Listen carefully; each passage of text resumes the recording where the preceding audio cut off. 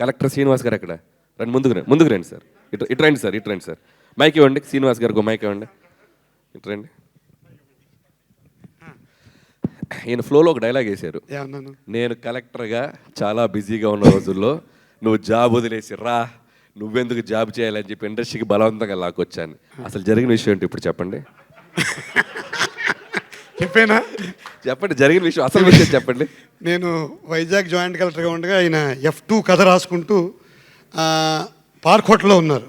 Gym చేస్తుంటే మా gym trainer చెప్పారు, ఆయన తెలుసా అంటే అనిల్ రావిపూడి గారని చెప్పాడు ఆయన. నేను కూడా సార్ చూసుకుని ఆ రోజు ఇంటికి వెళ్ళి రాత్రి రాజాసాబ్ సినిమా చూసి పొద్దున్నే, అప్పుడు రాజాసాబ్ సినిమా చూశాను ఆయన తీసింది. Sorry Raja the great cinema చూసేసి అనిల్ గారి దగ్గర పొద్దున్నే వెళ్ళి వైజాగ్ జాయింట్ కలెక్టర్ గారు మిమ్మల్ని కలుస్తారంటే లోపలికి వెళ్ళాను. ఓ షాలు ఒకటి కప్పాను. అప్పట్లో చంద్రబాబు నాయుడు గారికి ప్రోటోకాల్ ఆఫీసర్గా ఉండేవాడిని. మా దగ్గర పెద్ద పెద్ద కాస్ట్లీ బుద్ధుడి బొమ్మలు అవి ఉండేవి. అవన్నీ తీసుకెళ్ళి హంగామాగా వెళ్ళి ఒక శాలువా కప్పి అప్పటికి 4-5 సినిమాలు చేశానండి. నాకు ఒక చిన్న వేషం ఇప్పించండి సార్ అన్నాను. అంతేగాని నా ఉద్యోగం మానిపించడం ఏం లేదు.